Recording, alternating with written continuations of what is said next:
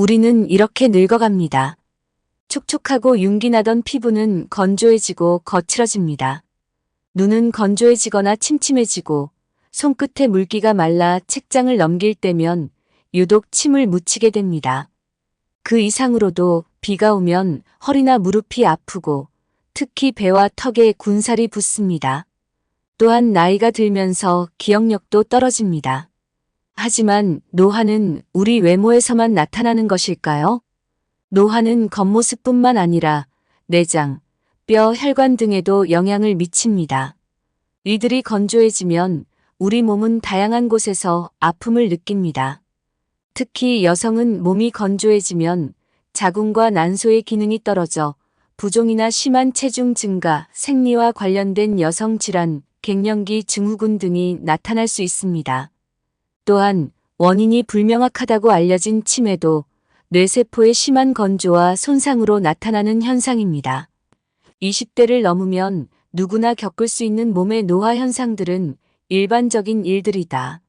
20살이어도 세포가 건조하면 위의 증상을 경험하게 되며 나이가 50을 넘어도 세포에 충분한 수분이 있다면 젊고 아름다운 몸을 유지할 수 있다. 따라서 노화는 중년기나 노년기에만 나타나는 문제가 아니다. 그렇다면 우리 몸의 세포는 어떻게 건조해질까? 노화는 세포 건조가 원인이다라는 책의 저자인 이시하라 유미 박사는 우리 몸속의 수분과 그 역할을 이해하는 것이 중요하다고 말한다. 우리 몸속의 수분은 세포 내액과 세포 외액으로 나뉘며 이 중 우리 몸을 젊고 생기 있게 하는 것은 세포 내액이다. 세포 외액은 오히려 해가 될 수 있으며 젊음과 건강을 유지하는 데는 효과가 없다. 수분은 세포로 들어가야 제 역할을 할 수 있다. 하지만 세포가 몸에 들어온 수분을 제대로 흡수하지 못하면 그 수분은 몸속 여기저기를 돌다가 주머니 모양의 기관이나 움푹 들어간 부위 세포간질에 고여 수독을 일으킨다. 즉 몸속에 더러운 물이 고인 웅덩이가 많아지는 것이다. 이런 상태에서는 아무리 물을 마셔도 그 웅덩이로 빼앗기게 되어 충분한 양의 수분이 세포로 전달되지 못한다. 결과적으로 필요한 수분을 받지 못해 건조해진 세포는 더욱 메말라 노화가 시작하게 되는 것이다. 세포가 보내는 건조 위험 신호는 다음과 같습니다. 자주 강한 갈증을 느낍니다. 비가 오면 몸 상태가 좋지 않습니다. 식은땀을 많이 흘립니다. 특히 하체에 살이 쪄 있습니다. 이런 상태인 사람들은 세포 보습에 신경을 써야 합니다. 이렇게 두면 점차 소화가 잘 안 되어 속이 불편하다. 특히 뱃살이 쪄 있다. 모발이 약하고 건조하다. 탈모로 머리가 많이 빠졌다. 원래 날씬했던 종아리가 건조하고 굵어졌다 등의 건조 증상을 겪게 될 것입니다. 더 심해지면 몸이 건어물이나 드라이 플라워처럼 변할 수도 있습니다. 세포의 수분 흡수력을 높이는 것은 노화를 늦추는 가장 좋은 방법입니다. 그러기 위해서는 세포가 몸에 들어온 수분을 제대로 흡수하지 못하는 이유를 알아내고 개선해야 합니다.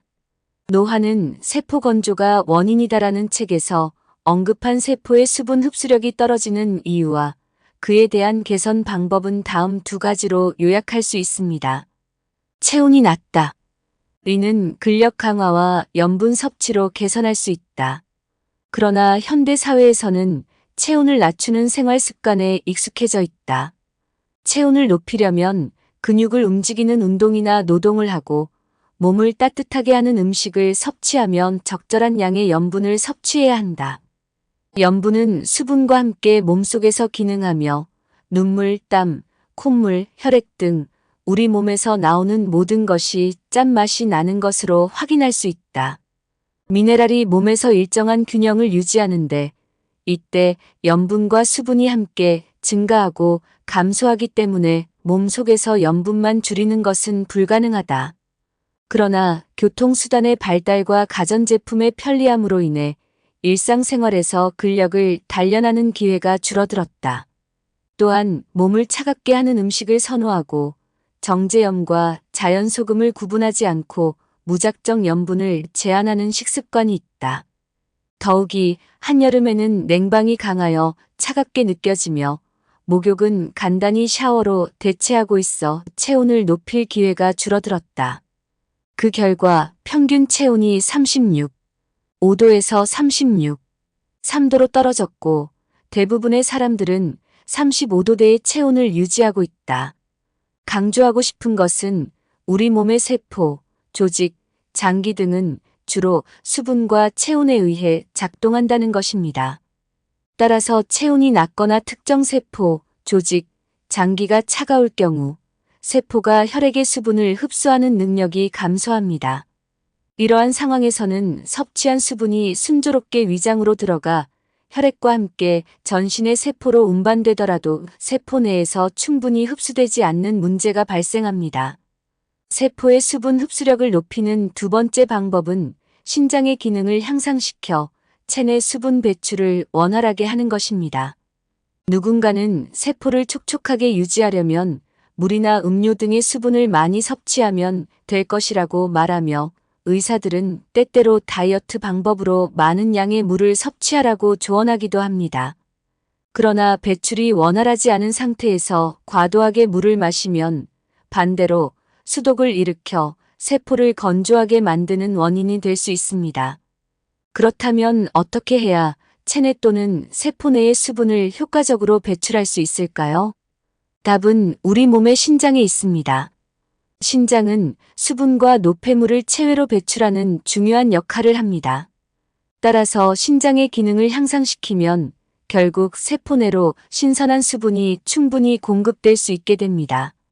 생활 속에서 작은 실천으로 건강을 증진시킬 수 있습니다.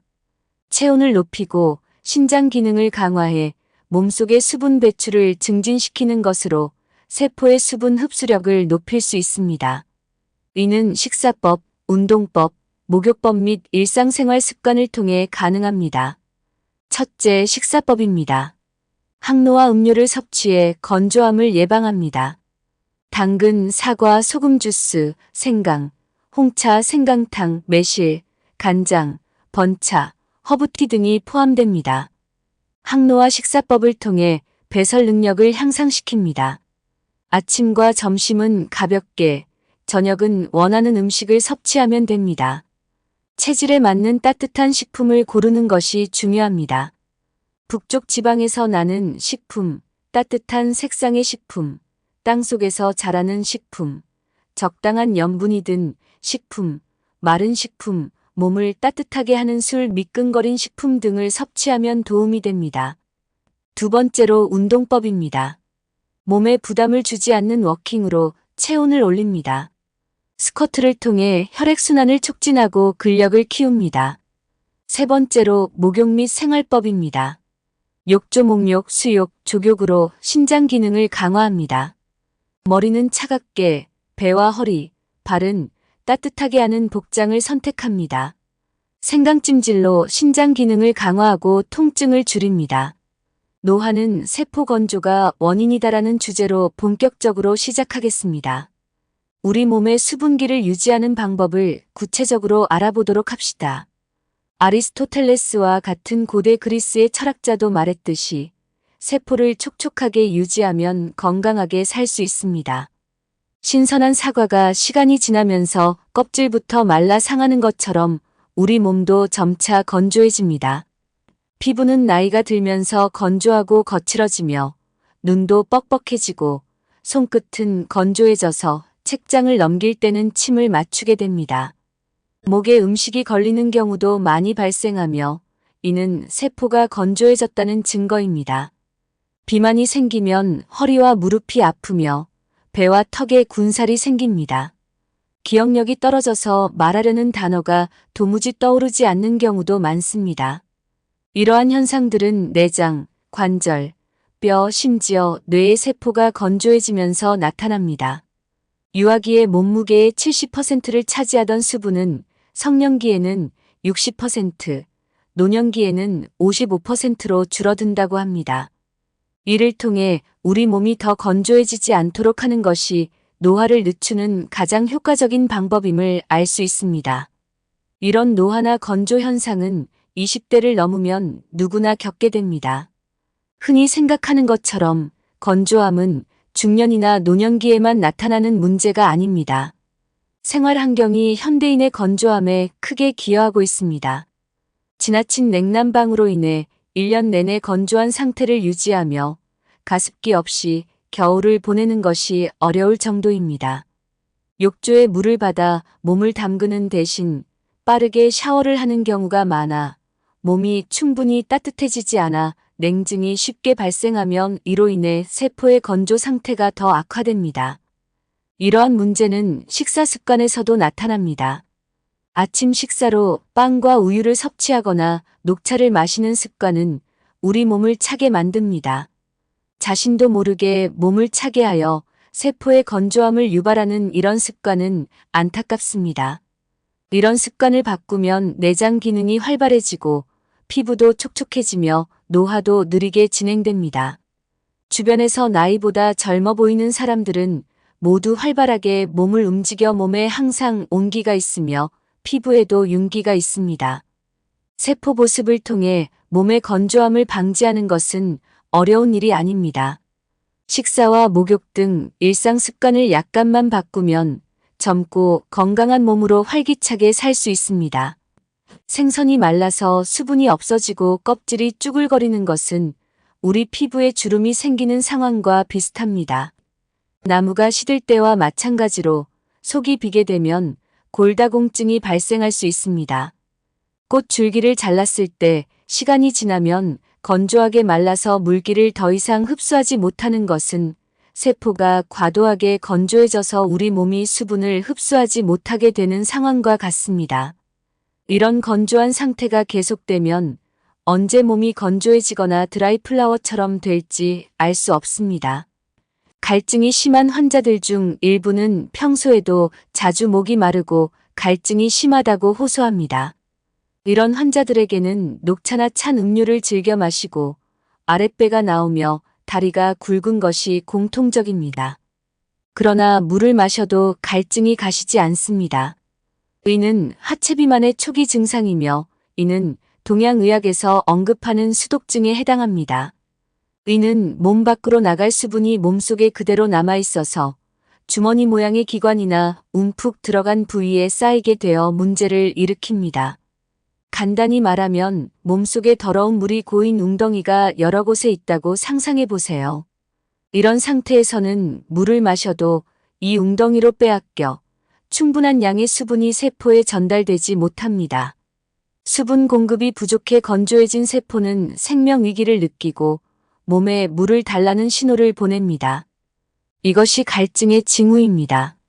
전체 세포가 건조해지면 노화가 가속화됩니다. 비 오는 날에는 몸 상태가 좋지 않습니다. 비가 오면 무릎이 아프다는 사람이 많으며 습한 날에는 하체에 통증이 생기고 몸이 차가워지거나 다리 부종, 신경통, 두통 등이 자주 나타납니다. 또한 특별한 이유 없이 우울해지거나 기분이 나쁜 경우도 많습니다. 밤에 춥게 자고 나면 다음날 설사나 복통이 생기는 것, 지나친 냉방으로 인해 몸이 나른해지고 머리나 허리가 아픈 것은 모두 비가 올 때 자주 나타나는 증상들과 유사합니다. 냉방이 강한 곳에서 머리가 아픈 경험이 있으신가요? 몸이 차가워지면 세포는 더 강하게 수분을 잃게 됩니다. 물 냉증, 그리고 통증은 서로 깊게 연관되어 있습니다. 물은 열을 식히는 역할을 합니다. 자동차 엔진의 열은 냉각수로 식히고 아이들이 열이 날 때는 물수건으로 열을 낮춥니다. 이는 모두 물의 냉각 역할을 활용한 것입니다. 이처럼 몸속에 있는 불필요한 수분은 냉각수와 같은 역할을 해서 우리 몸을 차게 만듭니다. 특히 몸이 비에 젖거나 쉽게 노출되면 몸속의 수분이 우리 몸을 더 차게 만듭니다. 불필요한 수분이 모이는 부위에는 통증이 발생하며 이 상태가 심화되면 불쾌한 증상이나 질병으로 나타날 수 있습니다. 몸이 차가워져 통증이 발생하면 몸을 충분히 덮는 욕조에 들어가면 통증이 줄어들고 땀을 빼면 몸이 가벼워지는 느낌이 듭니다. 특히 운동을 통해 땀을 빼면 우울한 기분이 밝아지는 심리적 효과도 얻을 수 있습니다. 비가 오는 날 몸 상태가 좋지 않거나 증상이 악화되는 것은 동양의학에서 수독과 관련 있다고 설명합니다. 몸을 조금만 움직여도 땀이 나는 사람들은 평소에 많은 땀을 빼기 때문에 몸에 수분이 쌓이지 않을 거라고 생각할 수 있지만 사실은 그렇지 않습니다. 특별한 이유 없이 많은 땀이 나는 경우 세포가 심하게 건조하다는 의미이므로 세포가 충분한 수분을 흡수할 수 있도록 식습관과 생활습관을 개선해야 합니다. 하체에 살이 많은 사람은 동양의학에서는 물적 비만과 지방 비만으로 구분하며 그에 따라 약제 처방도 달라집니다. 물적 비만인 사람은 많은 땀을 빼고 종종 부종하며 관절 통증이 잘 생깁니다. 반면 지방 비만인 사람은 변비가 적고 근육질이며 복부가 움푹 들어가 있는 경우가 많습니다. 현대인의 비만 유형을 살펴보면 비만 여성의 대부분과 비만 남성의 절반 정도가 물적 비만에 해당하며 이는 수독증이 많은 사람이 많다는 것을 의미합니다. 나이가 들면서 하체가 뚱뚱해지는 것은 세포의 건조로 인해 몸이 노화하고 있음을 나타내는 신호입니다. 원래 세포에 가야 할 물이 배, 허벅지, 종아리 등의 피하나 세포 간질에 고여 있어 세포는 수분이 부족해 결국 주름진 상태가 됩니다. 하지만 나이가 들어도 세포의 수분이 충분하다면 젊고 아름다운 몸을 유지할 수 있습니다. 간단히 말해 세포 내부의 수분이 많은 몸은 젊고 활기차지만 세포 외부의 수분이 많은 몸은 건조해져 노화하기 쉽습니다. 그렇다면 우리 몸속의 수분은 어떻게 세포 내부와 외부로 나누어지는 건지 궁금할 것입니다. 이를 이해하려면 우리 몸에서 이루어지는 수분 조절의 원리를 알아야 합니다. 우리 몸에서의 정상적인 수분 조절 과정은 다음과 같습니다. 혈관에 있는 수분은 60조 개의 세포로 운반됩니다. 세포로 운반된 수분, 즉 세포 내부의 수분은 세포를 촉촉하게 하고 생기 있게 만들며 세포 내부에서 이루어지는 다양한 화학 반응에서 필수적으로 필요한 물질로 작용합니다. 시간이 지나면 세포 내부의 수분은 노폐물과 함께 혈액으로 흡수되고 마지막으로는 신장으로 운반되어 소변과 함께 배출됩니다. 이 과정이 원활하게 진행되려면 열이 필요합니다. 위나 장에서 수분이 혈액으로 흡수될 때나 혈액의 수분이 세포로 흡수될 때에도 열 에너지가 필요합니다. 열 에너지가 부족할 경우 다음과 같은 현상이 발생합니다. 찬물을 섭취하면 위나 소장의 세포가 지나치게 차갑게 됩니다. 이로 인해 물이 혈액으로 제대로 흡수되지 못하고 위나 장에 고이거나 설사 형태로 배출되는 경우가 있습니다. 차갑게 된 장기나 조직의 세포도 혈액으로부터 물을 충분히 흡수하지 못하게 되고 이때 남은 물은 세포 사이에 고여 부종을 일으킵니다. 이처럼 물 조절, 즉 몸속의 물을 관리하지 못하면 필요하지 않은 부위에 물이 많아져서 중요한 세포는 심각한 물 부족 상태를 겪게 됩니다. 물을 많이 마셔도 몸이 건조해지는 이유가 바로 이런 메커니즘 때문입니다. 그러니 촉촉한 몸을 유지하려면 물 섭취량을 늘리는 것보다는 섭취한 물이 세포에 충분히 흡수되도록 해야 합니다. 염분 섭취를 제한하면 노화가 빨라집니다. 염분 섭취에 신경을 쓰는 사람이 많습니다. 요즘 마트에서는 저염된장이나 저염간장, 무염버터 등을 쉽게 찾을 수 있습니다. 또한 라면이나 찌개를 먹을 때는 짠 국물을 남기고 젓갈이나 장아찌 반찬은 피하는 경향이 있습니다. 저염 표시가 없는 자반 고등어는 사지 않습니다. 저염식으로의 적응은 매우 힘든 과정입니다. 불행하게도 피를 맑게 하려고 많은 양의 물을 섭취하거나 고혈압을 방지하기 위해 싱겁게 먹는다고 해서 반드시 큰 효과를 볼 수는 없습니다. 염분 섭취량이 예전보다 많이 줄었음에도 고혈압 환자 수가 계속 증가하는 현실이 그것을 말해줍니다. 최근 일본에서 실시한 조사에 따르면 일본의 40세 이상 남녀 중 약 절반인 6천만 명이 고혈압이라고 합니다. 이런 현상을 보면 과연 염분을 모든 질병의 주범으로 몰아가는 것이 타당한지 의문이 듭니다. 염분은 수분과 함께 증가하거나 감소하므로 몸속에서 단독으로 염분을 줄이는 것은 불가능합니다. 동양의학에서는 몸속에 남아있는 과도한 수분이 오히려 몸에 해로울 수 있다고 이야기하고 있습니다. 심장은 수분이 많아 묽어진 혈액을 온몸에 보내기 위해 강한 압력으로 박동해야 합니다. 따라서 혈관의 압력이 높아지게 됩니다. 이뇨제로 혈압을 낮출 수 있는 이유도 이 원리를 통해 이해할 수 있습니다. 즉 염분이 몸 밖으로 나가는 것이 아니라 염분과 함께 작용하는 수분이 몸 밖으로 나가기 때문에 혈압이 떨어지는 것입니다. 반대의 경우도 마찬가지입니다. 염분이 수분과 함께 작용하므로 염분 섭취를 줄이면 수분도 자연스럽게 줄어듭니다. 심한 경우에는 세포에 필요한 수분조차 부족해져 온몸이 건조해지게 됩니다. 따라서 과도한 염분 제한은 노화를 가속화하는 것과 같습니다. 지금부터라도 세포 보습에 주력해야 하는 사람들이 많습니다. 이 상태를 방치하면 점차 소화가 잘 안 되어 속이 불편하다, 뱃살이 늘어난다, 모발이 힘을 잃고 푸석해진다, 탈모로 인해 머리가 적어진다, 부드러웠던 종아리가 굵어진다 등의 건조 증상을 겪게 될 수 있습니다. 그러다가 언제 몸이 건조해질지 모릅니다. 세포의 수분 흡수력을 높이는 것은 노화를 늦추는 가장 좋은 방법입니다. 그렇다면 세포가 수분을 제대로 흡수하지 못하는 원인을 파악하고 적극적으로 개선해야 합니다. 노화는 세포 건조가 원인이다라는 책에서 언급하는 세포의 수분 흡수력이 떨어진 원인과 그것을 개선하는 방법은 다음 두 가지로 요약할 수 있습니다. 1번. 체온이 낮은 경우. 몸의 온도를 근력 강화와 염분 섭취로 높일 수 있습니다. 하지만 우리는 체온을 낮추는 생활 방식에 익숙해져 있습니다.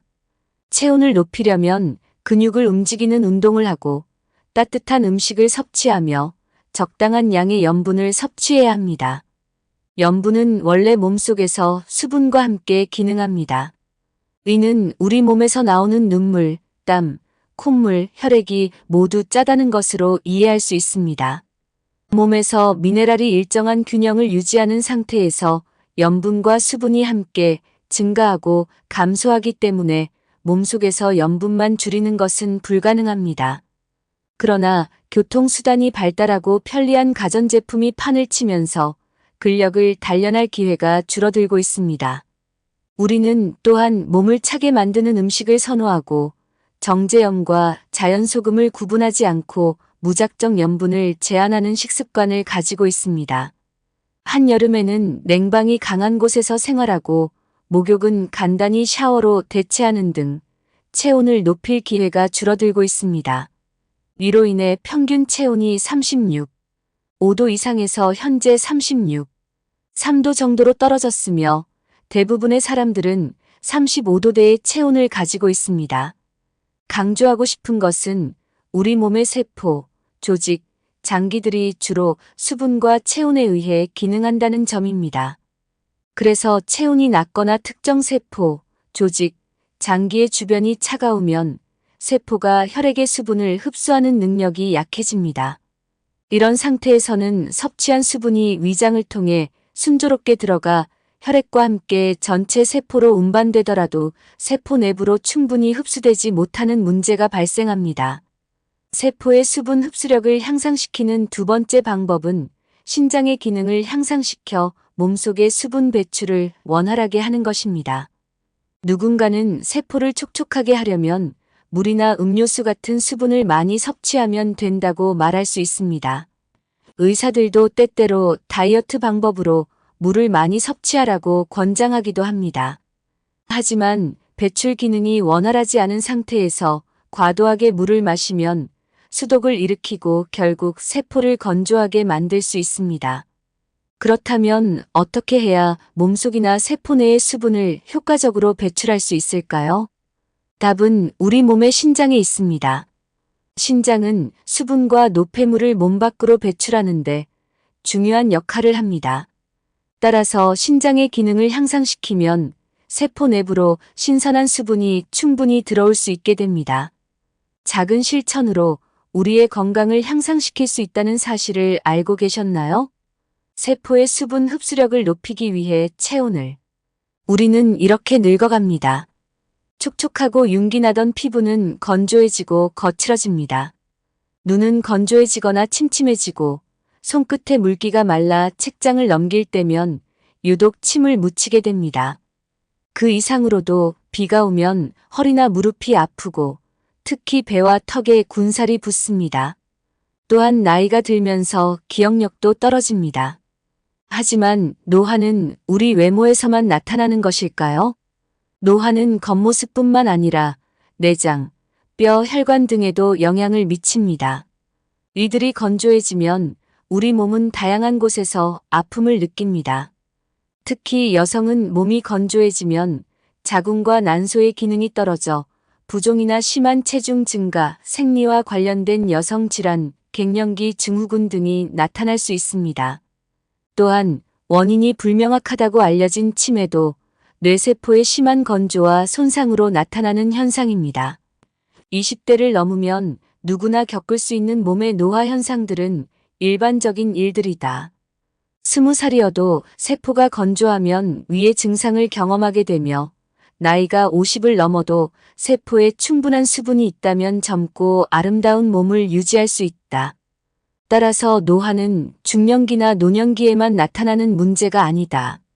그렇다면 우리 몸의 세포는 어떻게 건조해질까? 노화는 세포 건조가 원인이다라는 책의 저자인 이시하라 유미 박사는 우리 몸속의 수분과 그 역할을 이해하는 것이 중요하다고 말한다. 우리 몸속의 수분은 세포 내액과 세포 외액으로 나뉘며 이 중 우리 몸을 젊고 생기 있게 하는 것은 세포 내액이다. 세포 외액은 오히려 해가 될 수 있으며 젊음과 건강을 유지하는 데는 효과가 없다. 수분은 세포로 들어가야 제 역할을 할 수 있다. 하지만 세포가 몸에 들어온 수분을 제대로 흡수하지 못하면 그 수분은 몸속 여기저기를 돌다가 주머니 모양의 기관이나 움푹 들어간 부위 세포간질에 고여 수독을 일으킨다. 즉 몸속에 더러운 물이 고인 웅덩이가 많아지는 것이다. 이런 상태에서는 아무리 물을 마셔도 그 웅덩이로 빼앗기게 되어 충분한 양의 수분이 세포로 전달되지 못한다. 결과적으로 필요한 수분을 받지 못해 건조해진 세포는 더욱 메말라 노화가 시작하게 되는 것이다. 세포가 보내는 건조 위험 신호는 다음과 같습니다. 자주 강한 갈증을 느낍니다. 비가 오면 몸 상태가 좋지 않습니다. 식은땀을 많이 흘립니다. 특히 하체에 살이 쪄 있습니다. 이런 상태인 사람들은 세포 보습에 신경을 써야 합니다. 이렇게 두면 점차 소화가 잘 안 되어 속이 불편하다. 특히 뱃살이 쪄 있다. 모발이 약하고 건조하다. 탈모로 머리가 많이 빠졌다. 원래 날씬했던 종아리가 건조하고 굵어졌다 등의 건조 증상을 겪게 될 것입니다. 더 심해지면 몸이 건어물이나 드라이 플라워처럼 변할 수도 있습니다. 세포의 수분 흡수력을 높이는 것은 노화를 늦추는 가장 좋은 방법입니다. 그러기 위해서는 세포가 몸에 들어온 수분을 제대로 흡수하지 못하는 이유를 알아내고 개선해야 합니다. 노화는 세포 건조가 원인이다라는 책에서 언급한 세포의 수분 흡수력이 떨어지는 이유와 그에 대한 개선 방법은 다음 두 가지로 요약할 수 있습니다. 체온이 낮다. 이는 근력 강화와 염분 섭취로 개선할 수 있다. 그러나 현대 사회에서는 체온을 낮추는 생활 습관에 익숙해져 있다. 체온을 높이려면 근육을 움직이는 운동이나 노동을 하고 몸을 따뜻하게 하는 음식을 섭취하면 적절한 양의 염분을 섭취해야 한다. 염분은 수분과 함께 몸속에서 기능하며 눈물, 땀, 콧물, 혈액 등 우리 몸에서 나오는 모든 것이 짠맛이 나는 것으로 확인할 수 있다. 미네랄이 몸에서 일정한 균형을 유지하는데 이때 염분과 수분이 함께 증가하고 감소하기 때문에 몸속에서 염분만 줄이는 것은 불가능하다. 그러나 교통수단의 발달과 가전제품의 편리함으로 인해 일상생활에서 근력을 단련하는 기회가 줄어들었다. 또한 몸을 차갑게 하는 음식을 선호하고 정제염과 자연소금을 구분하지 않고 무작정 염분을 제한하는 식습관이 있다. 더욱이 한여름에는 냉방이 강하여 차갑게 느껴지며 목욕은 간단히 샤워로 대체하고 있어 체온을 높일 기회가 줄어들었다.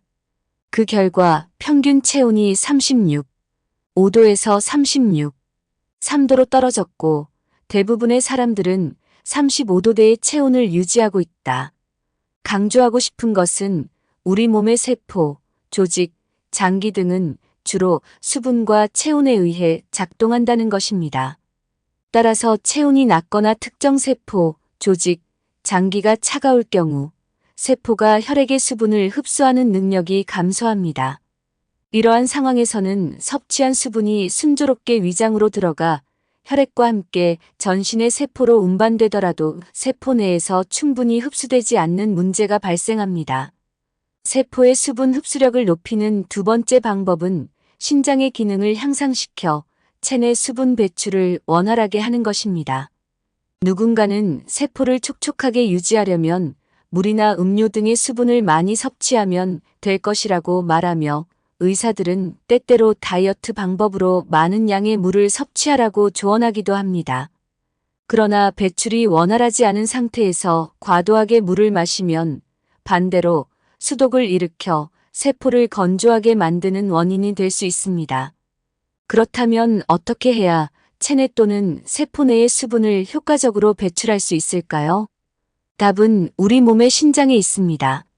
신장은 수분과 노폐물을 체외로 배출하는 중요한 역할을 합니다. 따라서 신장의 기능을 향상시키면 결국 세포 내로 신선한 수분이 충분히 공급될 수 있게 됩니다. 생활 속에서 작은 실천으로 건강을 증진시킬 수 있습니다. 체온을 높이고 신장 기능을 강화해 몸속의 수분 배출을 증진시키는 것으로 세포의 수분 흡수력을 높일 수 있습니다. 이는 식사법, 운동법, 목욕법 및 일상생활 습관을 통해 가능합니다. 첫째, 식사법입니다. 항노화 음료를 섭취해 건조함을 예방합니다. 당근, 사과, 소금 주스, 생강, 홍차, 생강탕, 매실, 간장, 번차, 허브티 등이 포함됩니다. 항노화 식사법을 통해 배설 능력을 향상시킵니다. 아침과 점심은 가볍게, 저녁은 원하는 음식을 섭취하면 됩니다. 체질에 맞는 따뜻한 식품을 고르는 것이 중요합니다. 북쪽 지방에서 나는 식품, 따뜻한 색상의 식품, 땅속에서 자라는 식품, 적당한 염분이 든 식품, 마른 식품, 몸을 따뜻하게 하는 술, 미끈거린 식품 등을 섭취하면 도움이 됩니다. 두 번째로 운동법입니다.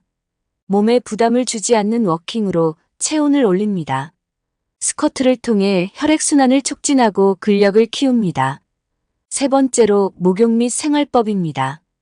욕조 목욕, 수욕, 조욕으로 신장 기능을 강화합니다. 머리는 차갑게, 배와 허리, 발은 따뜻하게 하는 복장을 선택합니다. 생강찜질로 신장 기능을 강화하고 통증을 줄입니다. 노화는 세포 건조가 원인이다라는 주제로 본격적으로 시작하겠습니다. 우리 몸의 수분기를 유지하는 방법을 구체적으로 알아보도록 합시다. 아리스토텔레스와 같은 고대 그리스의 철학자도 말했듯이 세포를 촉촉하게 유지하면 건강하게 살 수 있습니다. 신선한 사과가 시간이 지나면서 껍질부터 말라 상하는 것처럼 우리 몸도 점차 건조해집니다. 피부는 나이가 들면서 건조하고 거칠어지며 눈도 뻑뻑해지고 손끝은 건조해져서 책장을 넘길 때는 침을 맞추게 됩니다. 목에 음식이 걸리는 경우도 많이 발생하며 이는 세포가 건조해졌다는 증거입니다. 비만이 생기면 허리와 무릎이 아프며 배와 턱에 군살이 생깁니다. 기억력이 떨어져서 말하려는 단어가 도무지 떠오르지 않는 경우도 많습니다. 이러한 현상들은 내장, 관절, 뼈, 심지어 뇌의 세포가 건조해지면서 나타납니다. 유아기의 몸무게의 70%를 차지하던 수분은 성년기에는 60%, 노년기에는 55%로 줄어든다고 합니다. 이를 통해 우리 몸이 더 건조해지지 않도록 하는 것이 노화를 늦추는 가장 효과적인 방법임을 알 수 있습니다. 이런 노화나 건조 현상은 20대를 넘으면 누구나 겪게 됩니다. 흔히 생각하는 것처럼 건조함은 중년이나 노년기에만 나타나는 문제가 아닙니다. 생활 환경이 현대인의 건조함에 크게 기여하고 있습니다. 지나친 냉난방으로 인해 1년 내내 건조한 상태를 유지하며 가습기 없이 겨울을 보내는 것이 어려울 정도입니다. 욕조에 물을 받아 몸을 담그는 대신 빠르게 샤워를 하는 경우가 많아 몸이 충분히 따뜻해지지 않아 냉증이 쉽게 발생하면 이로 인해 세포의 건조 상태가 더 악화됩니다. 이러한 문제는 식사 습관에서도 나타납니다. 아침 식사로 빵과 우유를 섭취하거나 녹차를 마시는 습관은 우리 몸을 차게 만듭니다.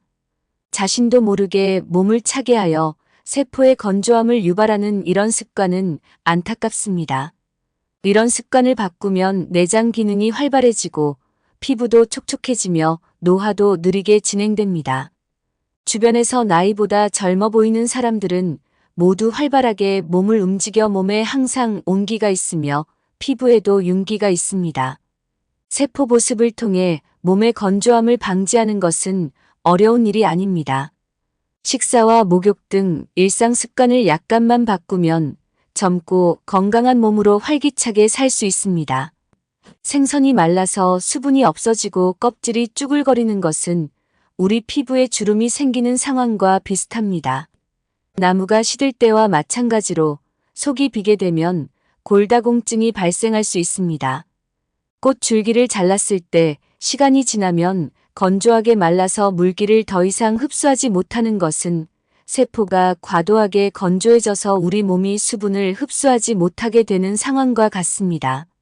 이런 건조한 상태가 계속되면 언제 몸이 건조해지거나 드라이 플라워처럼 될지 알 수 없습니다.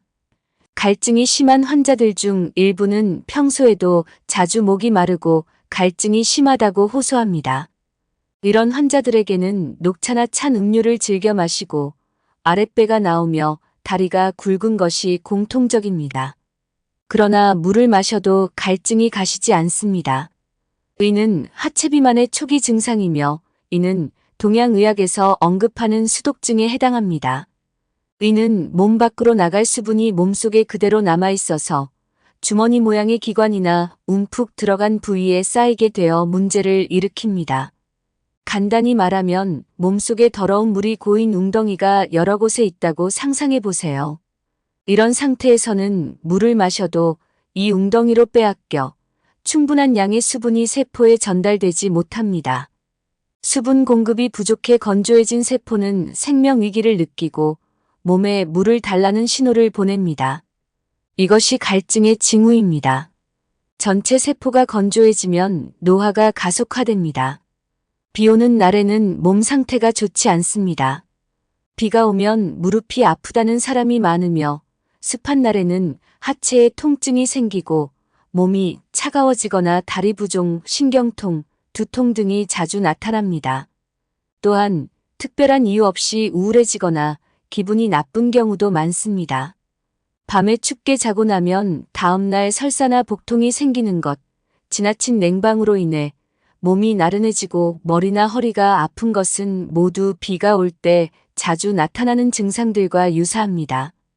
냉방이 강한 곳에서 머리가 아픈 경험이 있으신가요? 몸이 차가워지면 세포는 더 강하게 수분을 잃게 됩니다. 물 냉증, 그리고 통증은 서로 깊게 연관되어 있습니다.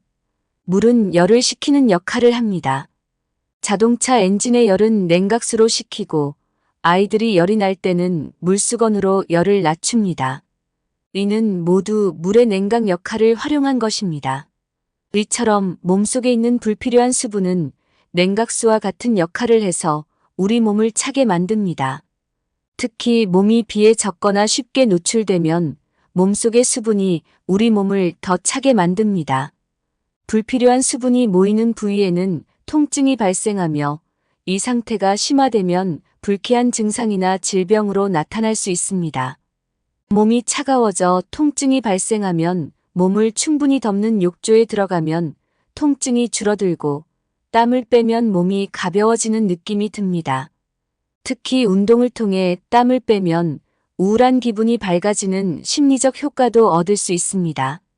비가 오는 날 몸 상태가 좋지 않거나 증상이 악화되는 것은 동양의학에서 수독과 관련 있다고 설명합니다. 몸을 조금만 움직여도 땀이 나는 사람들은 평소에 많은 땀을 빼기 때문에 몸에 수분이 쌓이지 않을 거라고 생각할 수 있지만 사실은 그렇지 않습니다.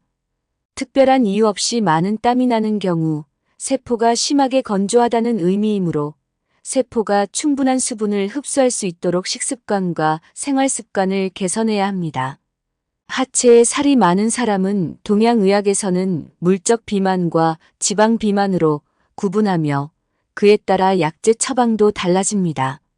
물적 비만인 사람은 많은 땀을 빼고 종종 부종하며 관절 통증이 잘 생깁니다.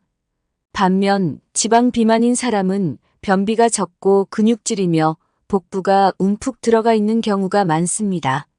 현대인의 비만 유형을 살펴보면 비만 여성의 대부분과 비만 남성의 절반 정도가 물적 비만에 해당하며 이는 수독증이 많은 사람이 많다는 것을 의미합니다.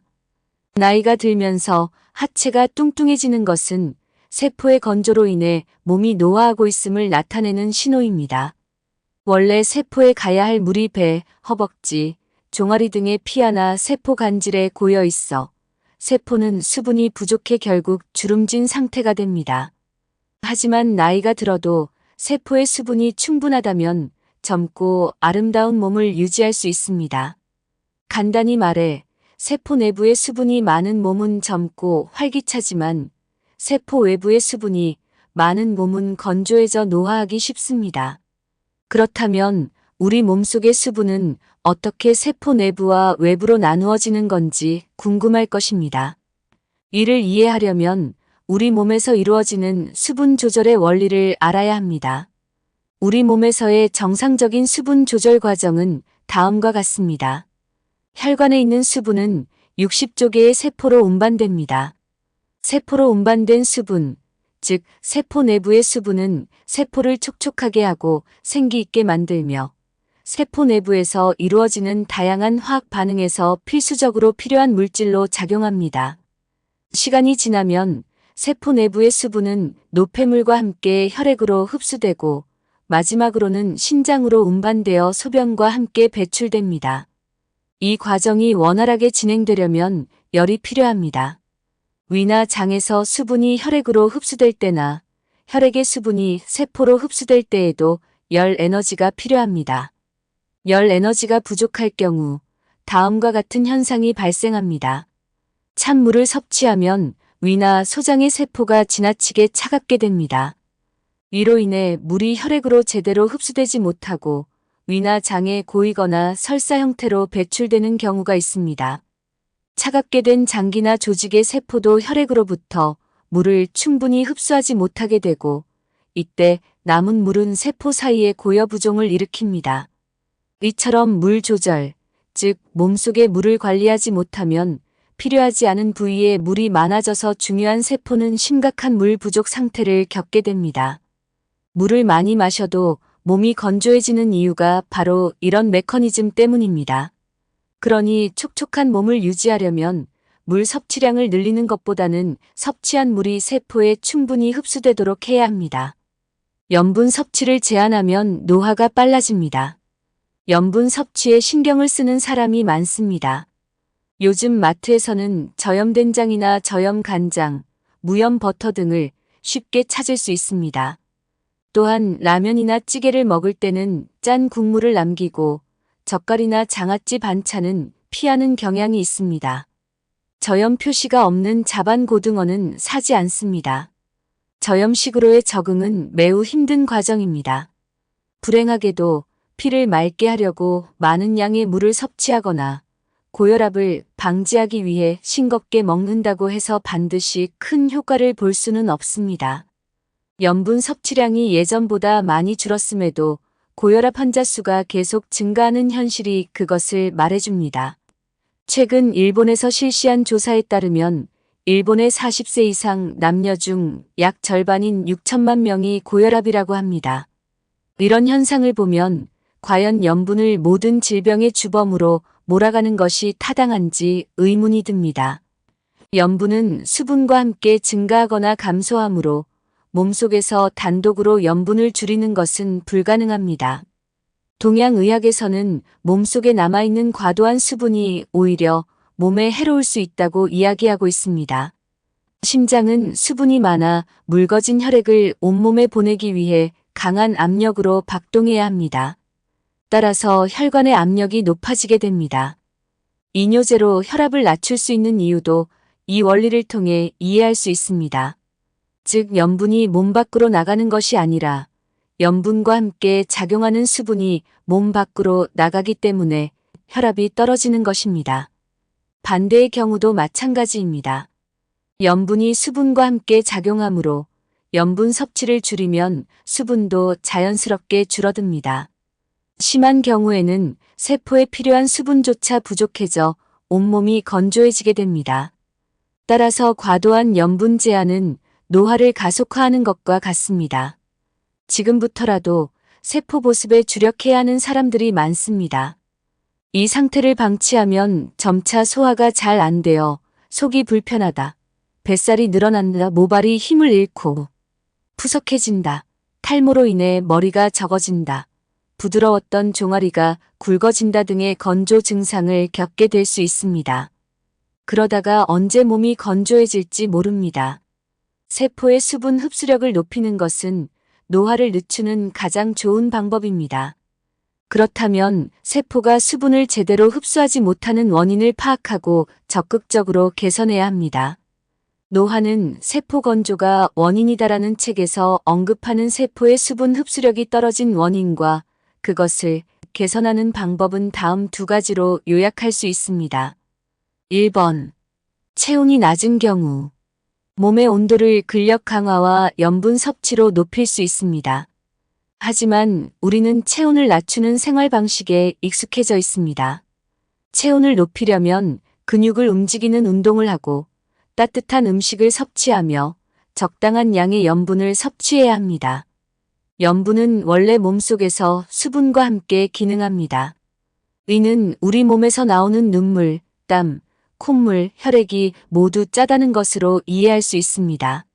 몸에서 미네랄이 일정한 균형을 유지하는 상태에서 염분과 수분이 함께 증가하고 감소하기 때문에 몸속에서 염분만 줄이는 것은 불가능합니다. 그러나 교통수단이 발달하고 편리한 가전제품이 판을 치면서 근력을 단련할 기회가 줄어들고 있습니다. 우리는 또한 몸을 차게 만드는 음식을 선호하고 정제염과 자연소금을 구분하지 않고 무작정 염분을 제한하는 식습관을 가지고 있습니다. 한여름에는 냉방이 강한 곳에서 생활하고 목욕은 간단히 샤워로 대체하는 등 체온을 높일 기회가 줄어들고 있습니다. 이로 인해 평균 체온이 36, 5도 이상에서 현재 36, 3도 정도로 떨어졌으며 대부분의 사람들은 35도대의 체온을 가지고 있습니다. 강조하고 싶은 것은 우리 몸의 세포, 조직, 장기들이 주로 수분과 체온에 의해 기능한다는 점입니다. 그래서 체온이 낮거나 특정 세포, 조직, 장기의 주변이 차가우면 세포가 혈액의 수분을 흡수하는 능력이 약해집니다. 이런 상태에서는 섭취한 수분이 위장을 통해 순조롭게 들어가 혈액과 함께 전체 세포로 운반되더라도 세포 내부로 충분히 흡수되지 못하는 문제가 발생합니다. 세포의 수분 흡수력을 향상시키는 두 번째 방법은 신장의 기능을 향상시켜 몸속의 수분 배출을 원활하게 하는 것입니다. 누군가는 세포를 촉촉하게 하려면 물이나 음료수 같은 수분을 많이 섭취하면 된다고 말할 수 있습니다. 의사들도 때때로 다이어트 방법으로 물을 많이 섭취하라고 권장하기도 합니다. 하지만 배출 기능이 원활하지 않은 상태에서 과도하게 물을 마시면 수독을 일으키고 결국 세포를 건조하게 만들 수 있습니다. 그렇다면 어떻게 해야 몸속이나 세포 내의 수분을 효과적으로 배출할 수 있을까요? 답은 우리 몸의 신장에 있습니다. 신장은 수분과 노폐물을 몸 밖으로 배출하는데 중요한 역할을 합니다. 따라서 신장의 기능을 향상시키면 세포 내부로 신선한 수분이 충분히 들어올 수 있게 됩니다. 작은 실천으로 우리의 건강을 향상시킬 수 있다는 사실을 알고 계셨나요? 세포의 수분 흡수력을 높이기 위해 체온을